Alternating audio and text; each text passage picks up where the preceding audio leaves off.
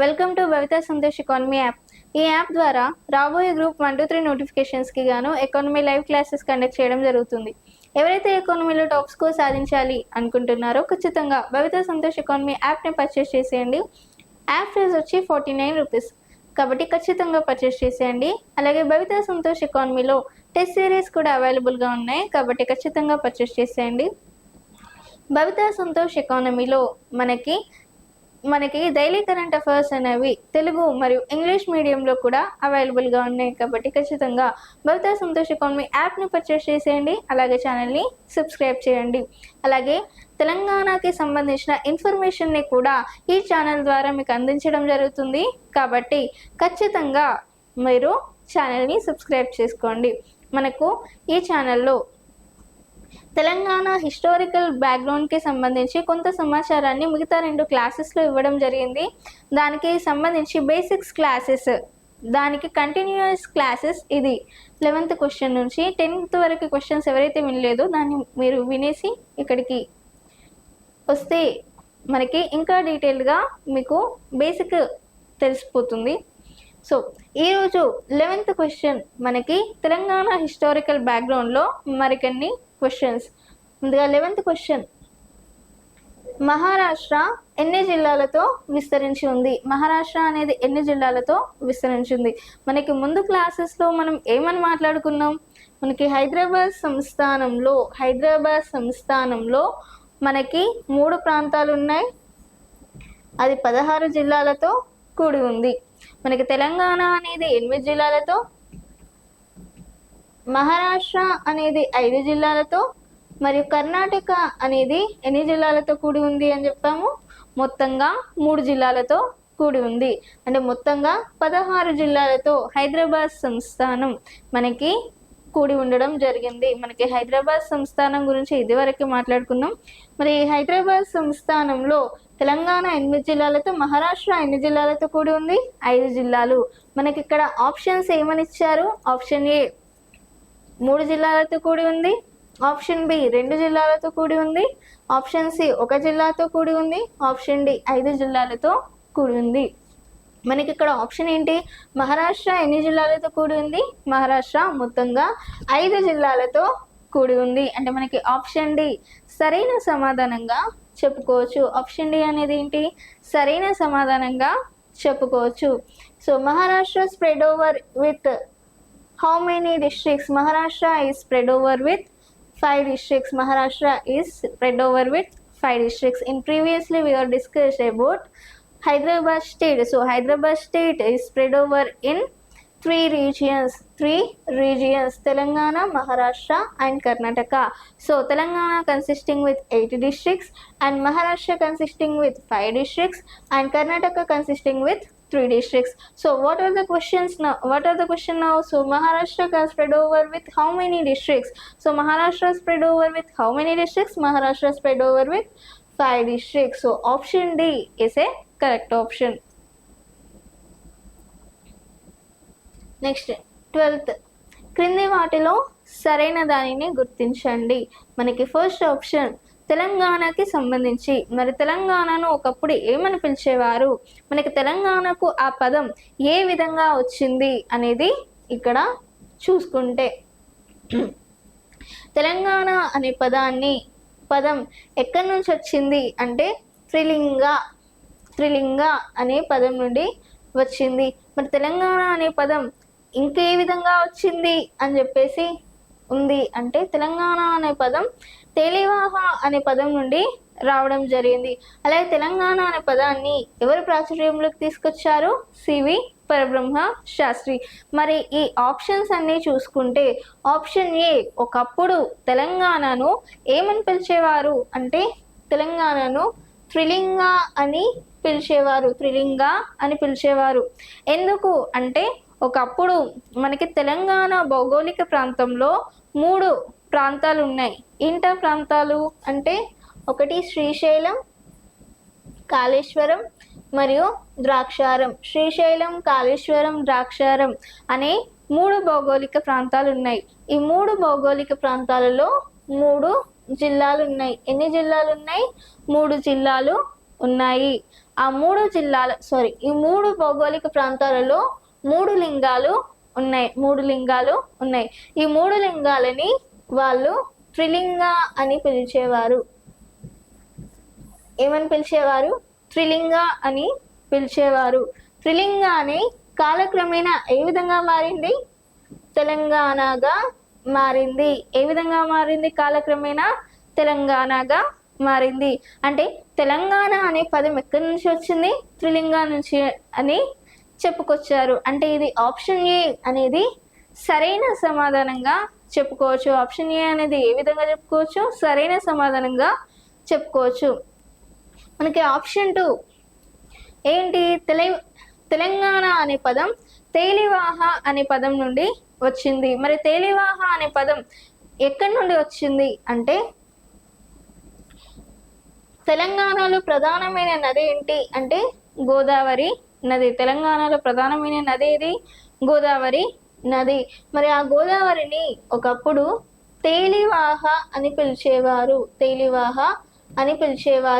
ఆ గోదావరికి తేలివాహ అని పిలిచేవారు. మరి తెలంగాణలో ప్రధానమైన నది గోదావరి.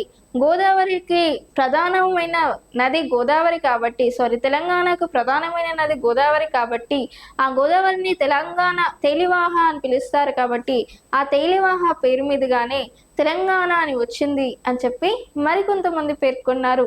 అంటే ఆప్షన్ 2 తెలంగాణ అనే పదం తేలివాహ అనే పదం నుండి వచ్చింది. తేలివాహ అనే పదం నుండి వచ్చింది. అంటే ఈ ఆప్షన్ కూడా సరైన సమాధానంగా చెప్పుకోవచ్చు. మరి ఆప్షన్ 3 తెలంగాణ అనే పదాన్ని ప్రాచుర్యంలోకి తీసుకొచ్చిన వ్యక్తి ఎవరు? సివి పరబ్రహ్మ శాస్త్రి. ఇది కూడా సరైన సమాధానమే. మరి తెలంగాణను ఎవరు ప్రాచుర్యంలోకి తీసుకొచ్చారు అంటే సివి పరబ్రహ్మ శాస్త్రి. కాబట్టి ఇది కూడా సరైన సమాధానంగా చెప్పుకోవచ్చు. The word Telangana is derived from the word Trilinga. Why? Because in once upon a time or in a once, Telangana land is geographically spread over in 3 regions. Telangana has 3 Bhogolika areas in once.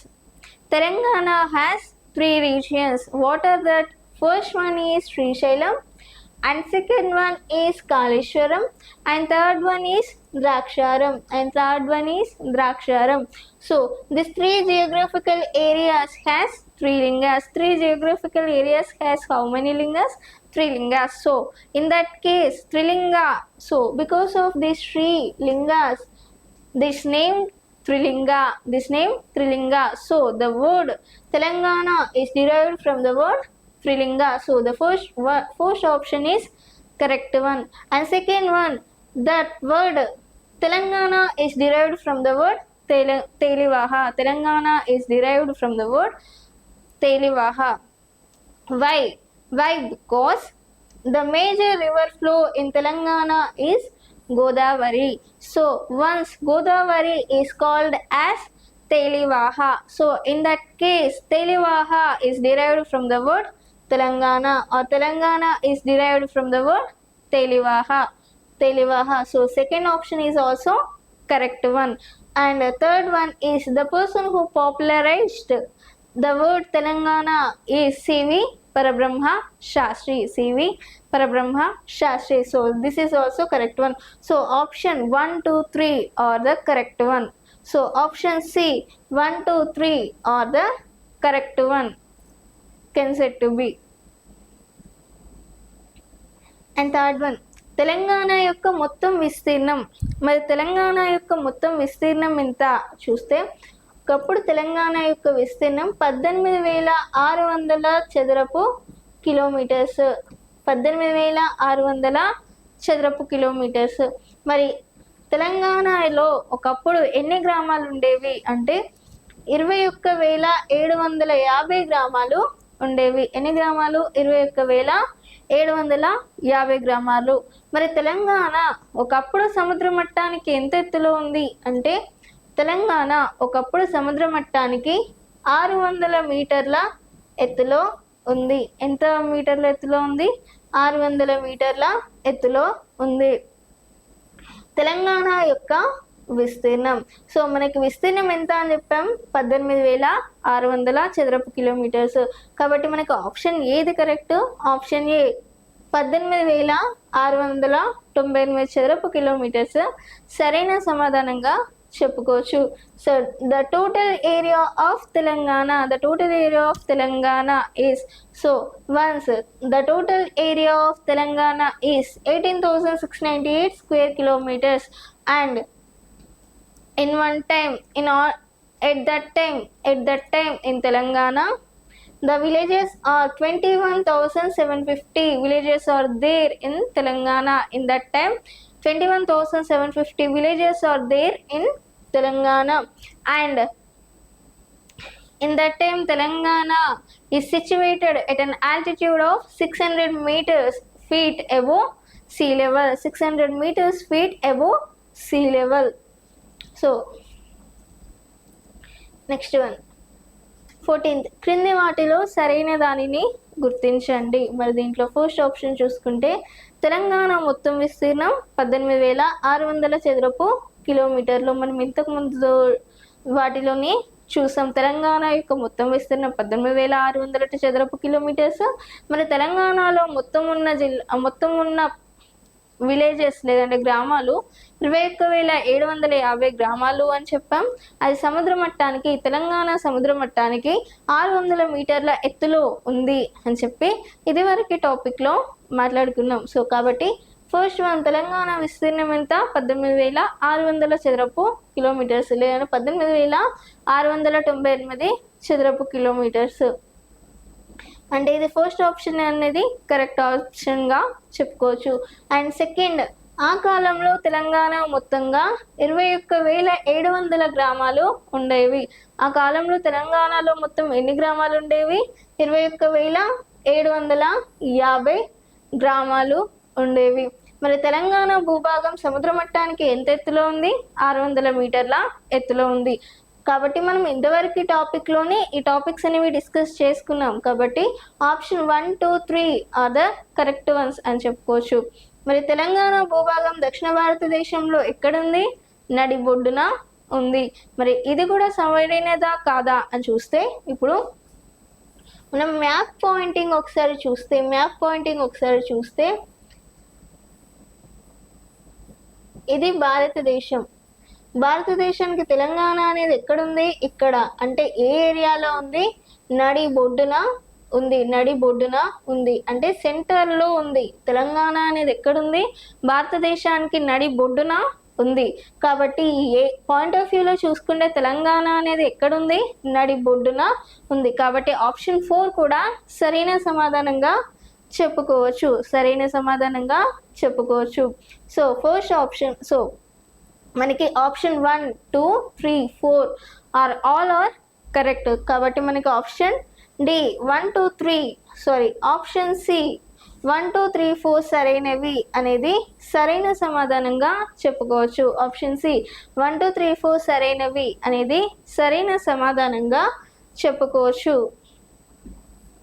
మనకి first identify the correct one among the following. Identify the correct one among the following.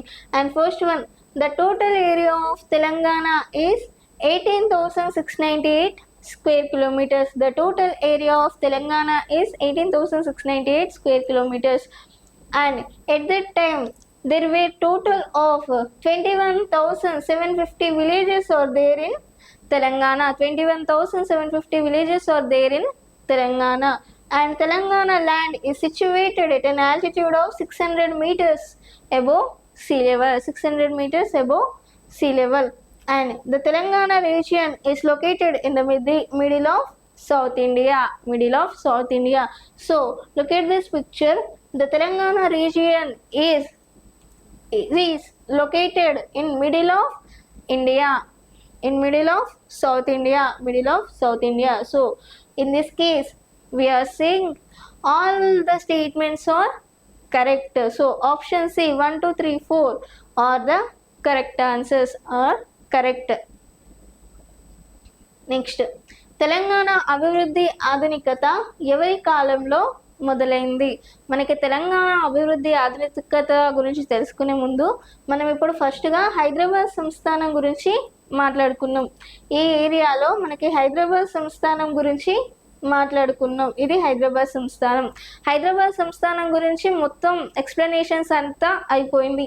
Next తెలంగాణకి సంబంధించిన సమాచారం చూసుకున్నాం. తెలంగాణ అనేది విస్తీర్ణం, చుట్టుకొలత మరియు గ్రామాలు, సముద్ర మట్టానికి ఎంత ఎత్తులో ఉంది, ఎవరు తెలంగాణ అనే పదాన్ని వాడుకలోకి తీసుకొచ్చారు, మరియు తెలంగాణ అనే పదాన్ని ఎవరు అభివృద్ధిలోకి తీసుకొచ్చారు, తెలంగాణ అనే పదం ఏ విధంగా వచ్చింది అనేది ముందుగా చూసాం. మరి తెలంగాణను ఒకప్పుడు అనేక రాజవంశాలు పాలించినాయి. మరి తెలంగాణను మొట్టమొదటిగా ఏ రాజవంశం పాలించింది అంటే శాతవాహనులు. తెలంగాణను మొట్టమొదటిగా పాలించిన రాజవంశం ఏది అంటే శాతవాహనులు మొట్టమొదటిగా పాలించారు. మరి వాళ్ళ తర్వాత ఎవరు పరిపాలించారు అంటే ఇక్ష్వాకులు, విష్ణుకుండీలు, వేములవాడ చాళుక్యులు, కాకతీయులు పరిపాలించడం జరిగింది.